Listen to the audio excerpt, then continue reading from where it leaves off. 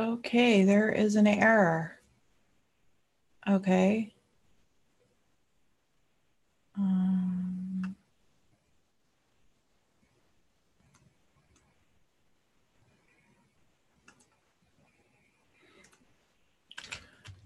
I don't know if you guys can see me. It looks like there's an error here, and I'm checking it out real quick. So it says that I'm live, but it says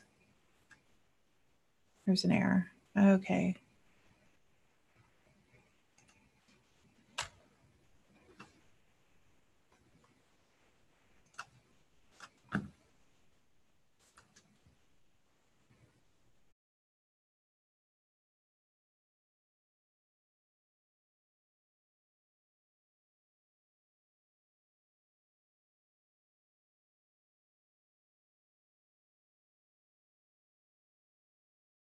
All right, here we go. It looks like it's working now, finally. The first time I tried it, it said that there was an error. So I will delete that thing. And hi, Robin, how are you? There was some kind of weird error thing, and it was like a black screen with some kind of weird thing on it. So I don't know what was going on there. So I had to start it all over again. So glad to see you. Hope you're okay. So can you hear me okay? Hopefully you can. Let's see. Just respond if you can hear me okay.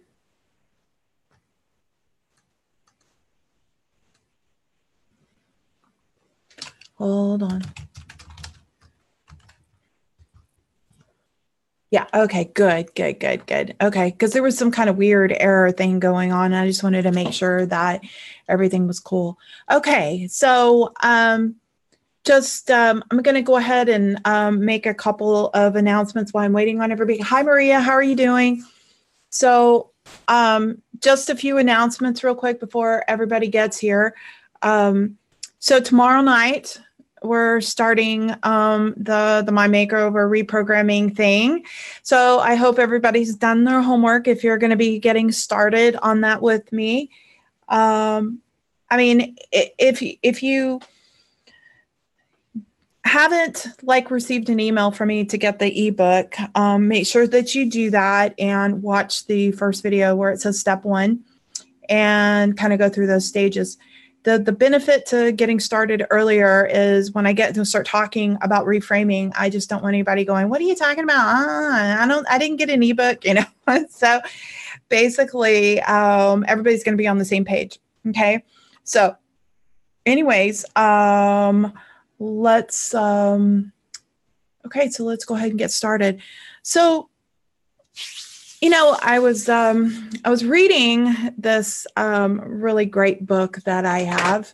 Good. I'm glad to hear that you were journaling. So I was reading this really great book that I have, and it is called The Prophet. And it's by, and I don't know, I don't want to butcher this, but it's Khalil Gibran. That's Kahlil Gibran. And he's a philosopher, and this is probably one of my favorite books in the whole world.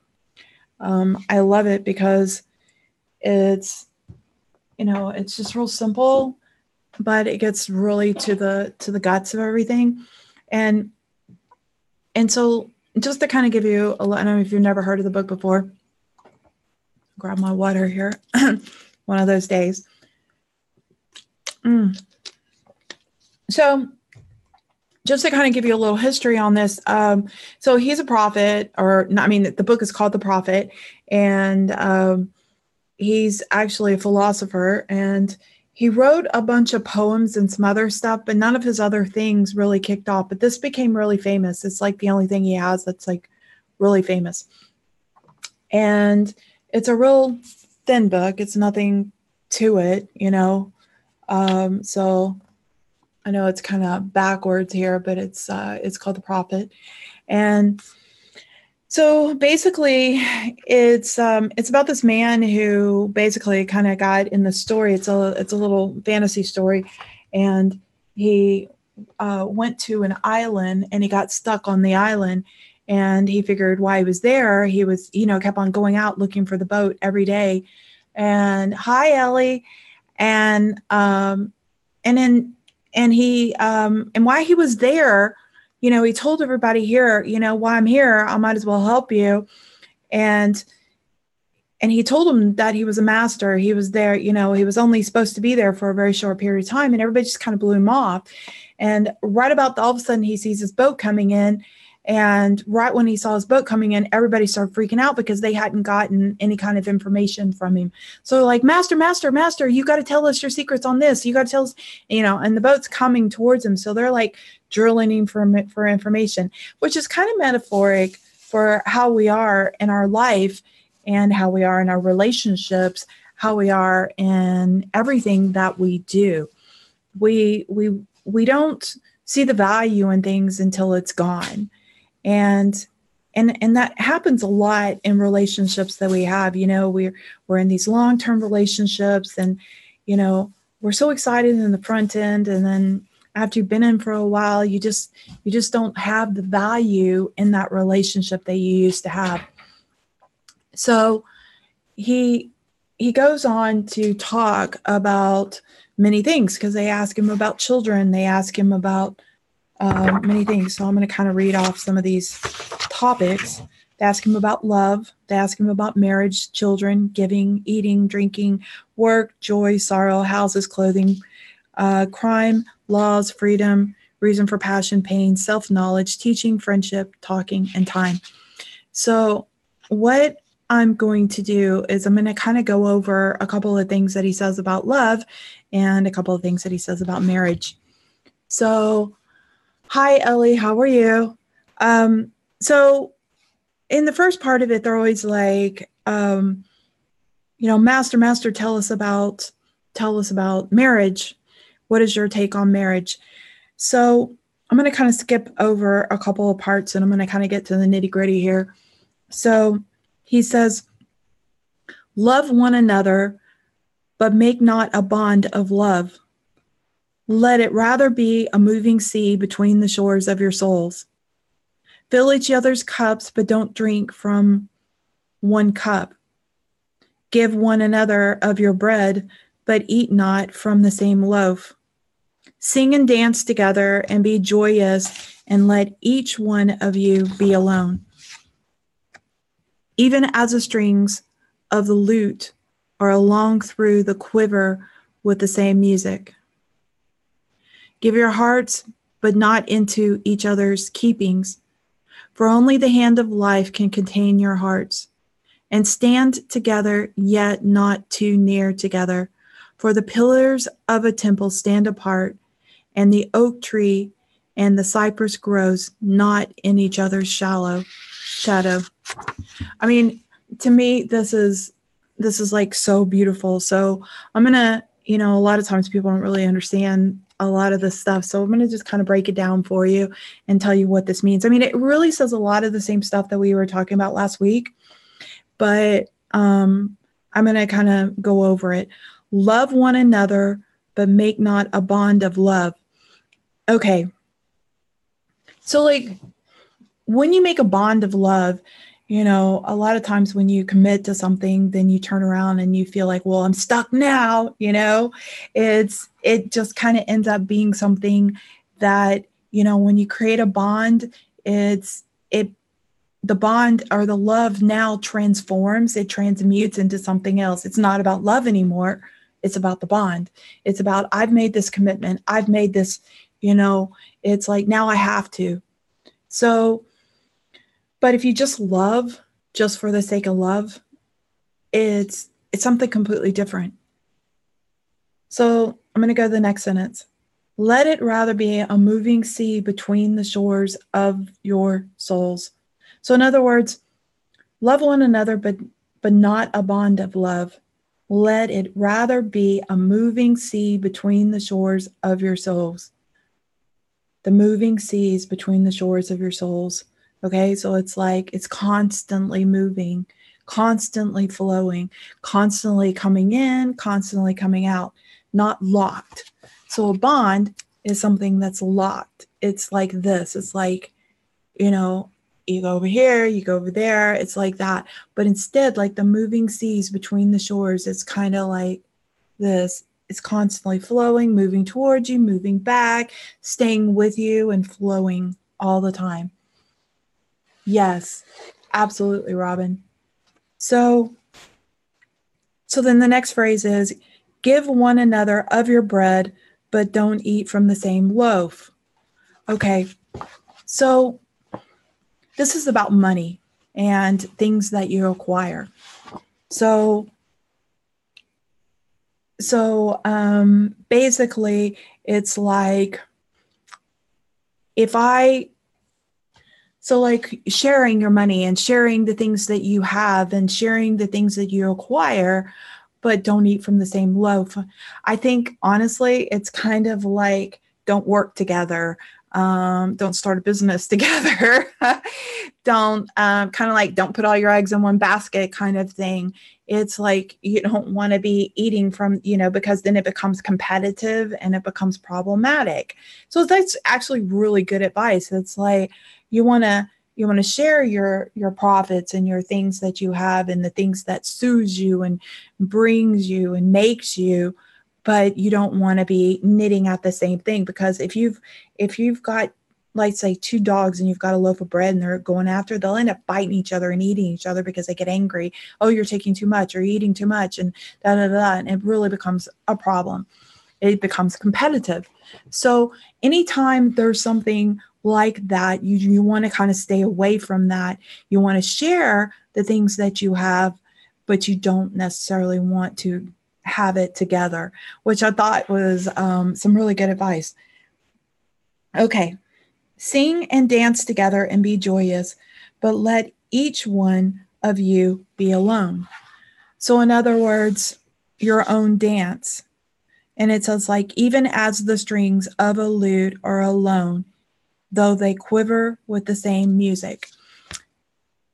So if you think about it, it says a lute, but I think it's like a violin or something, because this was written years and years and years and years ago. So it was some other kind of instrument, but it's an instrument that has strings. So like a violin or something. So they all like are lined up together, but they're, you have to play them separately. Each one has its own note. Each one has its own thing, but yet you can play it together. So like and again, the symbology of dancing is the enjoyment of something that your own personal expression. It's not necessarily dancing. I mean, you could say it's dancing, but it's not necessarily dancing. It's like the movement of your soul, the movement of the things that you enjoy, the things that you embrace. It's like having your own identity, basically, is what it's saying. Okay. You don't want to be so entwined in each other that you have no space to breathe. Give your hearts, but not into each other's keeping. For only the hand of life can contain your hearts. So I've heard so many women say, you have my soul, you have my heart, you own it. And then what happens is if they hurt it, they break it. If you give your heart to somebody, then, what if they drop it? What if they soil it? What if they don't respect it anymore? It's, you want to give your hearts, but you want to give of your heart. So in other words, you want to share your love. You want to be kind, but you don't want to like have them possess it, like they own it. So it has no other space for anywhere else. And stand together, but yet not too near together. For the pillars of the temple stand apart, and the oak tree and the cypress grow not in each other's shadow. That's so beautiful, because it's like two pillars that stand strong. And, and like the the oak tree and the cypress grows not in each other's shadow.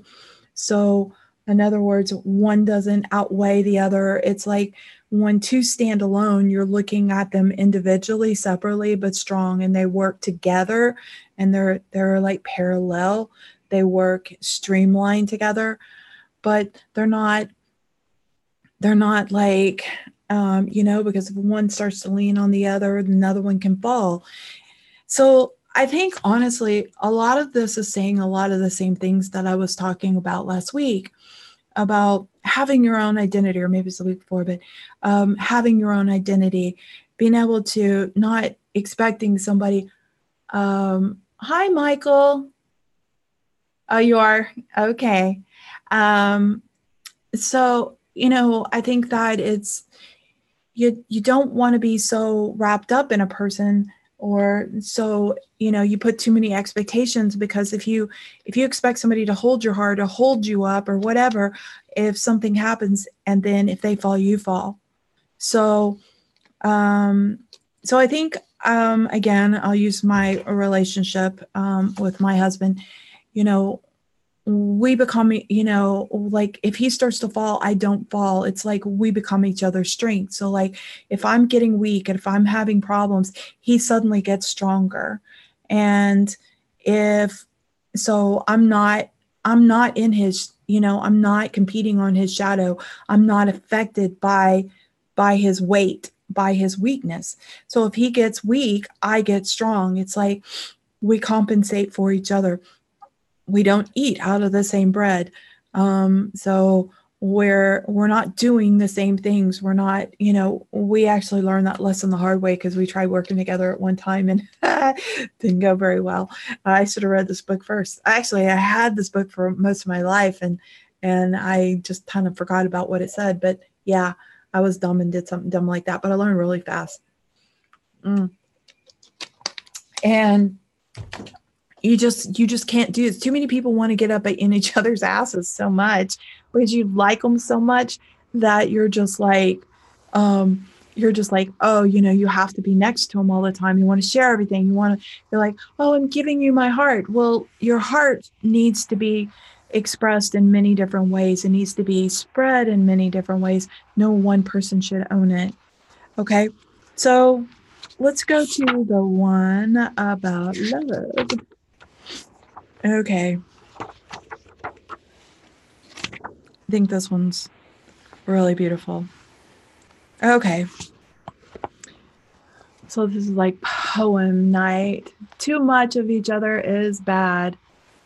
Yeah, I know. It really can be.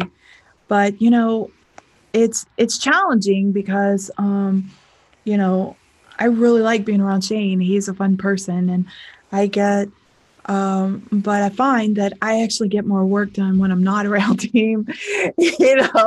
I am able to do more videos. I'm able to get more things done. I'm able to write more. I'm able to concentrate more. I just accomplish a lot more when I'm not around him. And so I feel a lot more productive. So it's a lot of this speaks really well, really strongly to me too. So okay, so I'm going to read the thing about love.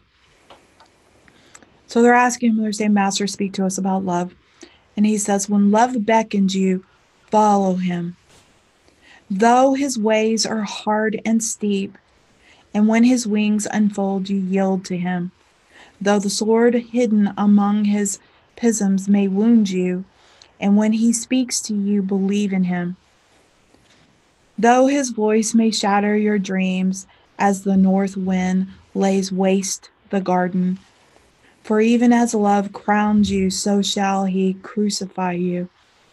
Even as he is for your growth, so is he for your pruning. Even as he ascends to your height and caresses your tenderness branches that quiver in the sun, so shall he descend to your roots and shake them in the clinging to the earth. Like sheaves of corn, he gathers you unto himself. He threshes you to make you naked. He shifts you to free from your husk. He grinds you to whiteness. He needs you until you are pliant, and then he assigns you to his sacred fire that you may become sacred bread for God's sacred feast. Okay, I'm going to hold on a second. I'm going to read one more little section. I'm going to stop because there's a little bit more. And all these things shall love do unto you, that you may know the secrets of your heart, and in that knowledge become a fragment of life's heart. Okay.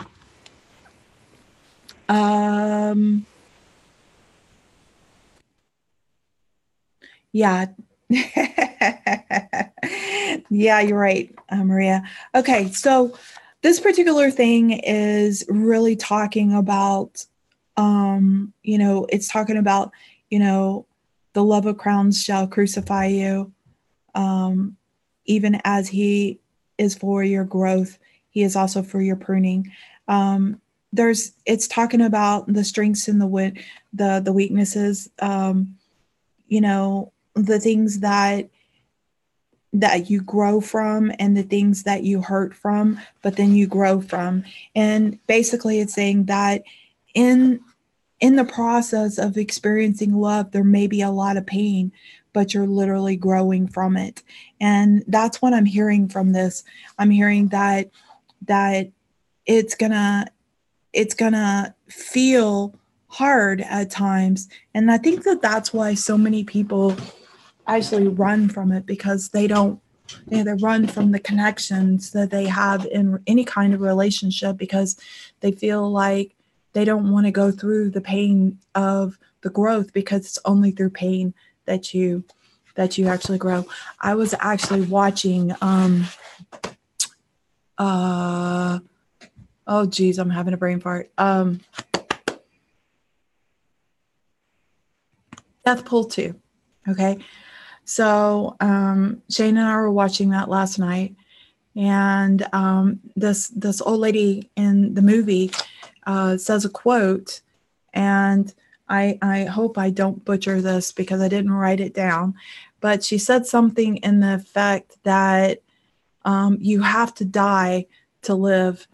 And I'm actually going to see if I can Google that phrase, because I really don't want to. I don't want to.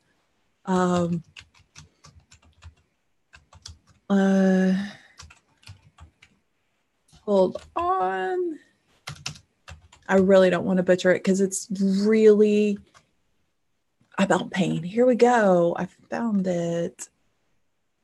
Okay.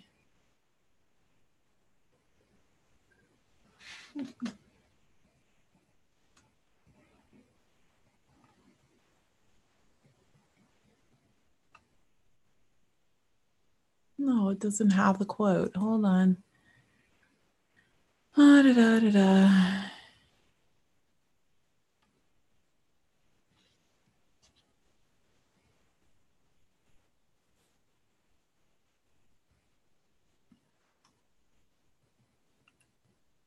Where is the damn quote? Hold on, I thought I found it. So,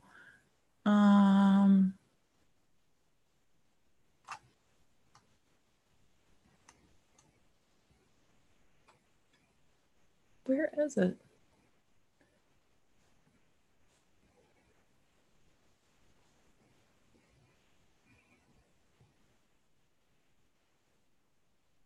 Okay, well, I don't want to sit here wasting away my time here looking for the damn quote. Let's see. Gable Barn.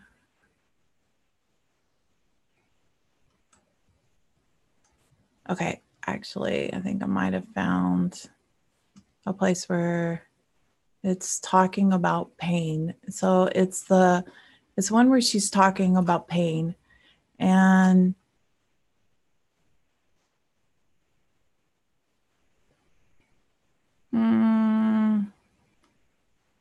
oh well, okay, that's okay. He also said, "I'm sorry, hon, I can't hear you," and with a pity. No, that's not the one. Okay, so I'm going to kind of ad lib it because I really didn't want to butcher it here, but she's basically saying that people think that they understand pain, but they don't understand pain until they die. And when you die, you actually are able to step at it, or something like getting close to dying or something like that, or almost dying. And I was like, oh my God, I have to write this down, because this was like, it really just, it was so good.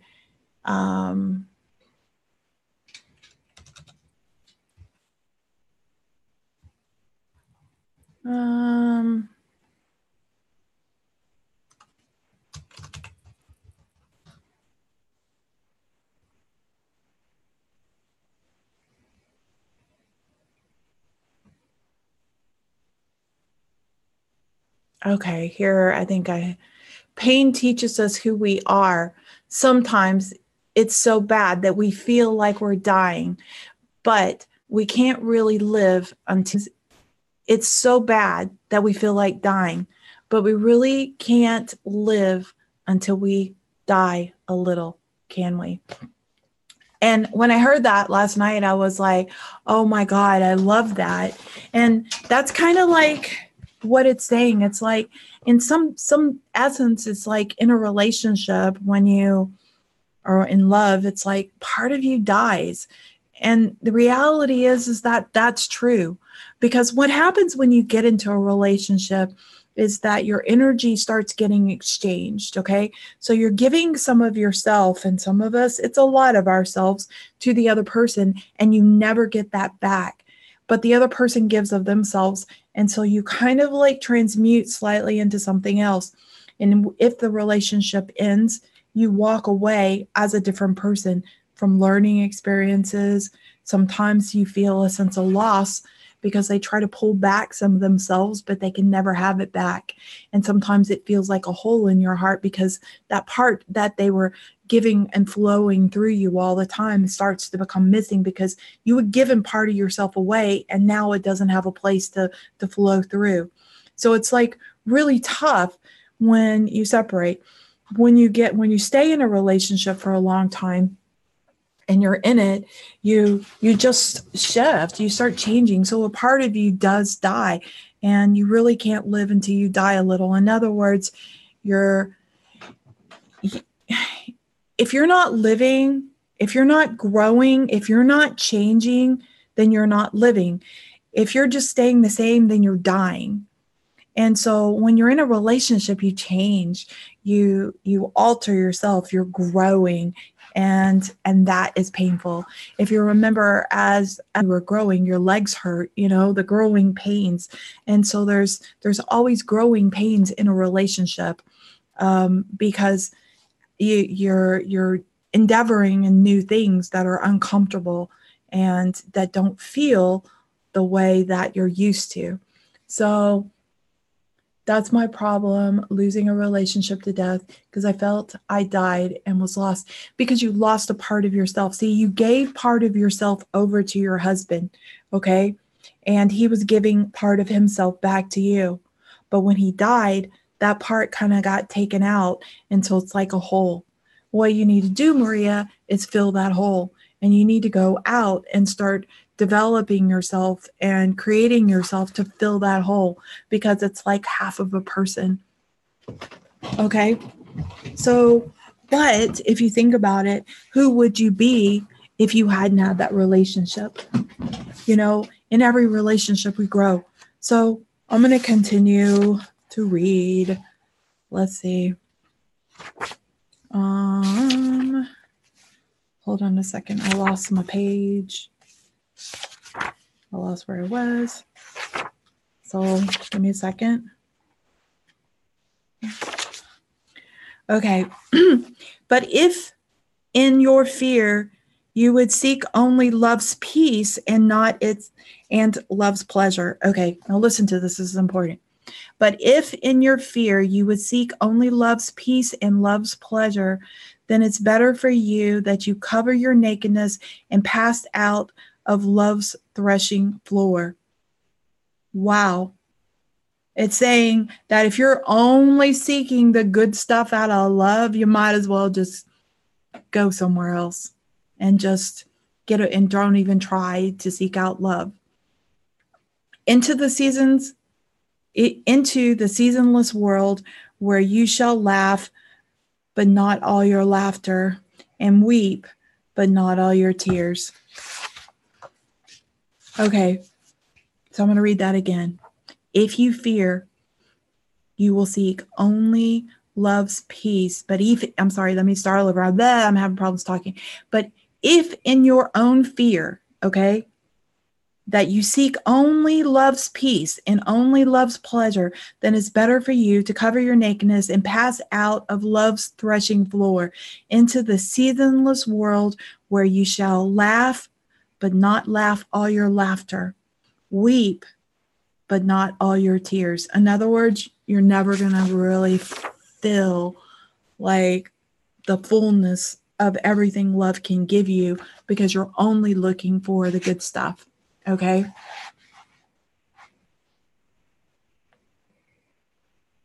Yeah. I hear you. It's pretty powerful. Okay. Love gives not but itself and takes not but from itself. Love possesses not, nor would it be possessed. For love is sufficient unto love. When you love, you should not say, God is in my heart, but rather, I am in God's heart. I think not. You can direct the course of love for love. If it finds you worthy, it directs your course. Okay, so let's go over that again. Love gives not but itself and takes not from itself. Okay, if you really love someone, you're not like sacrificing of yourself and you're not expecting somebody else to sacrifice of themselves. Okay, love possesses not and it doesn't get possessed. So real love is somebody's not going to possess you or control you or manipulate you, and nor should you. If you are manipulating somebody or controlling them or possessing them, then you're not loving them. For love is sufficient unto love. So love in itself is acceptance. That's my interpretation. When you love, you should not say, God is in my heart, but rather I am in the heart of God. Okay, now that is just an example. So for instance, like with Shane, if I was to say, I should never ever say, I am in Shane's heart. I'm going to say that I am in the heart of Shane. Okay. And so it's kind of like, or Shane is in my heart. You don't say that. I shouldn't say Shane is in my heart. You say I am in the heart of Shane. Okay. So I said it backwards. Shane is in my heart, but rather I am in the heart of Shane. Do you see the difference? It's like when you say Shane is in my heart, or Michael's in my heart, or Iowa's in my heart, or Robin's in my heart, I'm taking ownership. It's like I'm pulling it, I'm possessing it, I'm holding it, I'm taking, I'm like holding on to it for dear life.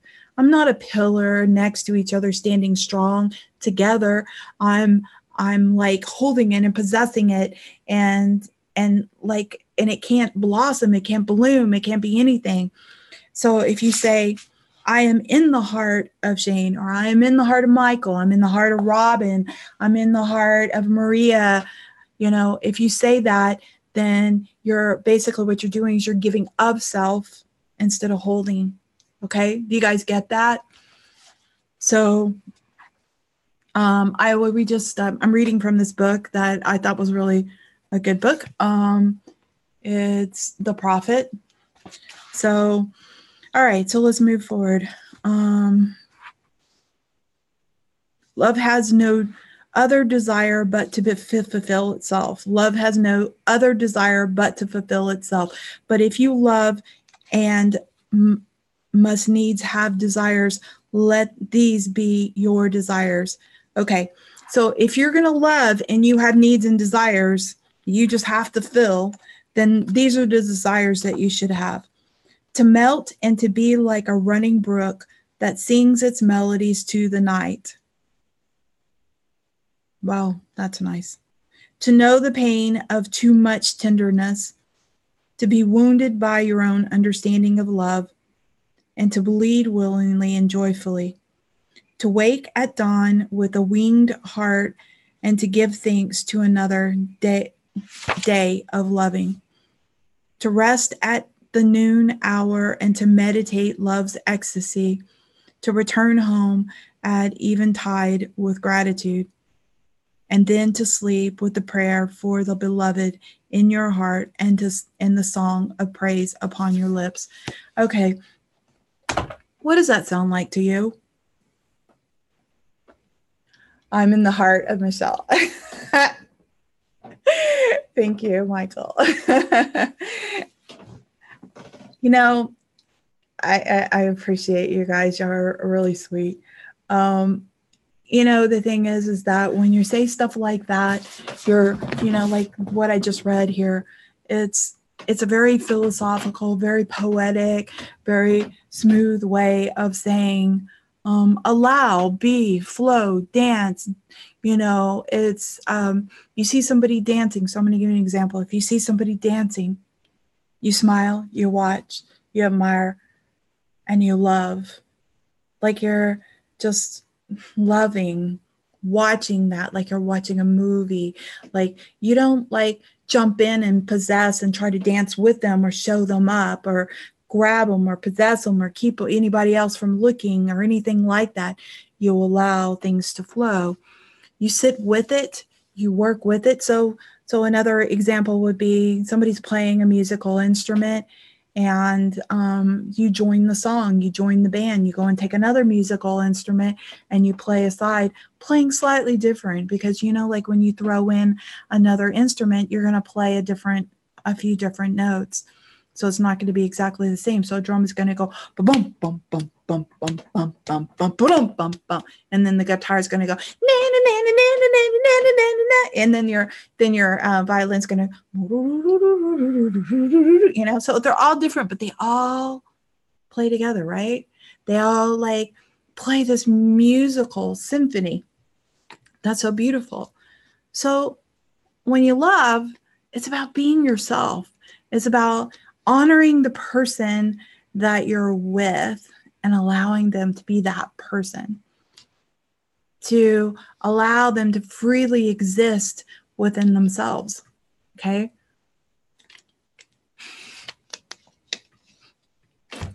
My imitation of the violin probably wasn't very good. So, all right. So as you're doing this, you're absolutely honoring that part within yourself, and you're honoring the other person. To honor another person means that you're allowing them to be the person that they are, without judgment, without explanation, without change, without like, you didn't do this for me, you didn't do that for me. You know, you're helping them, you're extending a branch, okay? Without getting upset. You know, you can, like they say, you know, you can lead a horse to water, but you can't make them drink. You can extend the branch, but they may not grab it. They may choose a different branch. They may go a different direction. They may choose just to stay where they're at. And, you know, and that is their choice. That's their life. That's their you know, opinion on what they should do. I mean, I'm obviously, you know, you could probably tell I can be kind of opinionated about certain things. I'm like, no, do that, Shane, do that. You know, but whatever he chooses, I have to honor. You know, there's only been a couple of times where I've kind of gotten upset about a choice that he's made. But because the only reason that I really got upset was because I felt like it was too self-sacrificing. And I feel like sometimes he's way too self-sacrificing, and that he needs to give of honor of himself as well as just honor of me. And that in itself can upset me, because I feel like that he needs to experience things and, you know, and live a little, you know. So, but most of the time, I, you know, whatever choice that he makes in certain things, you know, I don't always agree with it. And sometimes I'm pretty kind of like, this is no, try this, try that, you know, or whatever. But most of the time I really try to keep honor to the things he likes. And I try to, give more. Like, I'm going to give you an example. Okay. So we just got this other storage unit. I'm always sharing you about this whole like thing we're doing. So we put all our stuff in storage, and now I'm actually going through everything in storage, and I'm like giving it away. Like I gave all of my furniture away, and now I'm kind of going through my dishes and all these comforters and pillows and everything. I mean, it's like pretty much, unless it has some sort of sentimental meaning behind it, I'm taking it to Goodwill. So I'm kind of going through everything. And Shane's the absolute opposite. Okay. I mean, the absolute opposite. I was teasing him the other day because he said, I'm going through things and I'm actually throwing it away. And I'm like, oh my God. So there is hope that we don't have to send you to Hoarders Anonymous. And he just started laughing, so that's kind of my way of saying something without like giving him a hard time about it. So like he collects things, like he finds something on the floor. I don't know how many times I come home and there's like a necklace on the counter that's made, some silver necklace or something, or a silver pendant. And I go, where did this come from? And he goes, oh, I found it. I'm like, what are you going to do with all the stuff that you find? He goes, I don't know, melt it down, put it all the stuff I collect. So he he started collecting like all his crazy like tools and stuff that he found somewhere on some project he was working on that somebody left behind. I mean, just gobs of it. And so I was just like shaking my head going, we're trying to get rid of stuff, not keep things. Anyway, so I went ahead and got this other storage unit that has an electrical thing in it so that I could use it. And I was like, I think what I'm going to do is kind of like set up this little section here because I have all this craft stuff that I'm not using and I really don't have a place to do this anymore. So I'm going to set this up like this. And he's like, well, can I have part of it because I have all these tools and stuff. And so he wanted to take like 1/4 of it, which was probably maybe about 4 feet deep, and this whole thing's really big. And so I was like, okay. And then I'll just set up the rest of the stuff, like that. And then I started thinking about it and I thought, no, you know how he is, he's Mr. Collector, this, that, and the other. And I thought about the things that he hasn't, since we moved, he can't set up anymore. Like he has a big punching bag, 100-pound punching bag. And I said, I came out there and I ran out there and I said, I got an idea. And he's like, what? And I said, you take the back half and I'll take the front half. And you can have all that whole section and you can like set up your punching bag in there and turn it into like a whole workout area. And you'll have like plenty of room to do all the stuff that you like to do. And then I have this whole section. I don't really need that much space. I just need to set up my table with my little crafty things here and be able to like have a few little things around me. And so he like was gonna like take this little bitty space and try to stack everything that he like hoards, right? This little space. And I'm like opening up the space for him to have more space to hoard anyway. No, actually I was like, go ahead and like set up your punching bag thing. And so like he had taken the stand down and got rid of it because he had built like this really big wooden stand thing for it to, I mean, it used to look like a big swing set. It was huge. And so he took it all apart and he got rid of all the wood. And I was like, I can't believe you did that. So I actually ordered him a new stand. And so like, he's going to come home one day and he's going to see this whole thing all set up and he's going to be like super excited. So it's like, what I'm saying about this is I'm saying that what I'm doing is I'm making a space for him to be him. Okay. I'm not like saying, hey, you can't have this. This is mine. Okay. I'm not pushing him away. I'm allowing him to be a pillar over here and me a pillar over here. And we're kind of in the same space, but not in the same space. He's doing one thing, I'm doing another, but yet I'm honoring him and saying, and seeing what he's doing and going, wow, that's great that you're over here, being an MMA fighter, And so, that's what I'm saying is that honor the other person for everything that they are, and support that and love that and create that and give up that, instead of getting upset because that person's not doing the things that you want. Find a way to connect. So like, how are we going to connect? Well, we're going to be in the same space. So like, when I say, hey, I'm going to go to my thing and work on my crafts. Well, knowing him, he'll probably go, okay, I'm going to come over there and get on the punching bag. So he's doing something completely different and letting me like sit in my space and do that.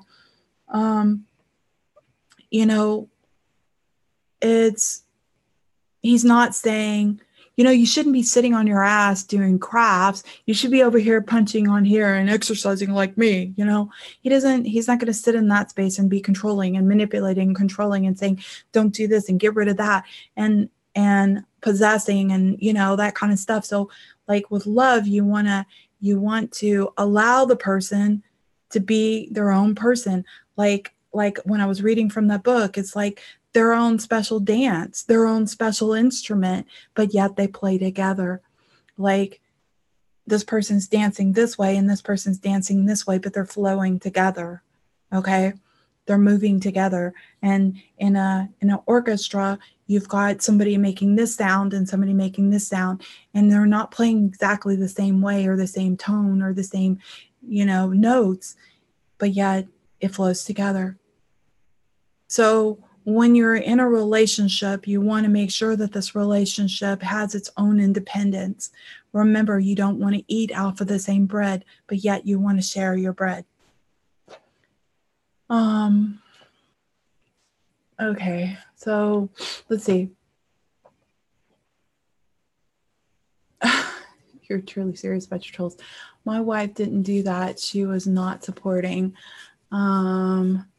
That's great, guys, because a lot of young men don't know nothing in regards to tools. I don't really know what this was all about. So let's scroll up and find out. Can you clean up my storage unit next? Ha ha. Never get rid of tools.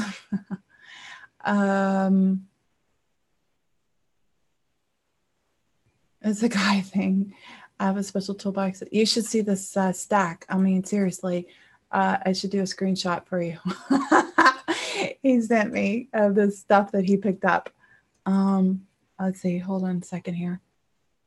I'm going to actually share this with you because it's really quite hilarious. Okay.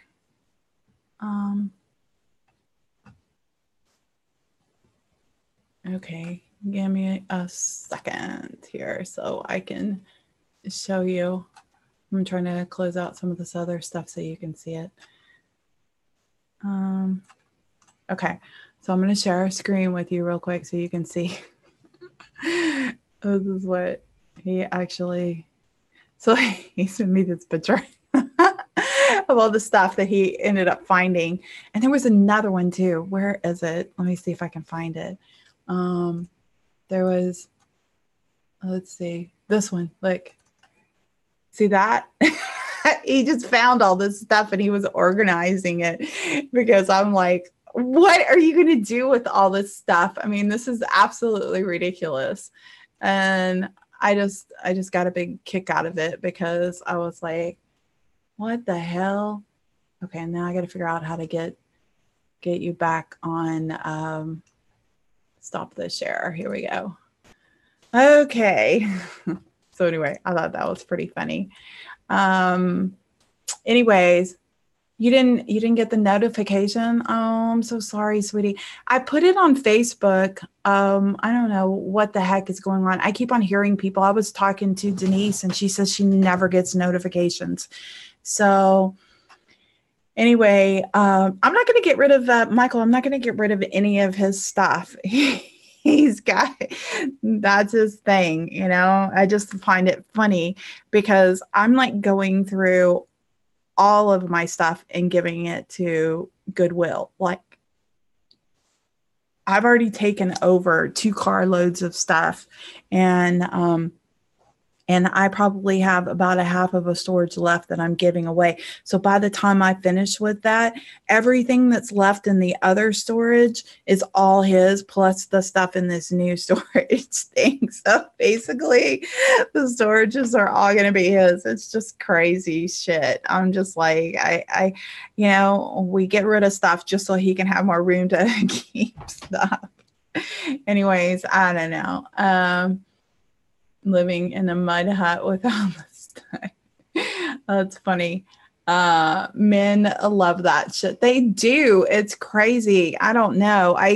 He was like, I was telling him, Shannon, I told them earlier that, he said, I'm going through a lot of my boxes now and I'm throwing stuff away. He goes, I've already thrown away like 3 boxes worth of stuff.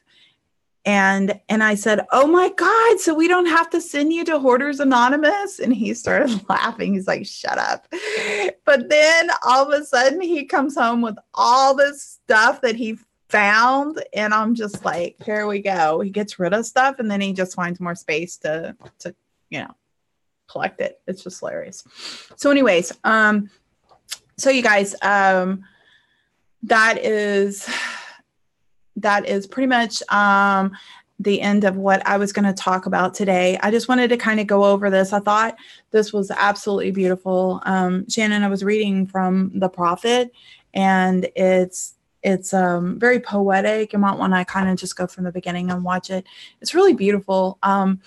I love the way that they express things and talk about the union and the love and the expectations that we have in relationships and what not to do. Like, one of the things he said, share your food, but don't eat each other's bread, eat from the same loaf.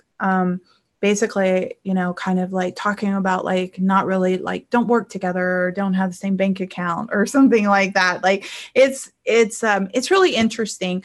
I love it. I thought it was really beautiful. It's something that really kind of is close to my heart. So I hope you guys enjoyed it, and I will chat with you later.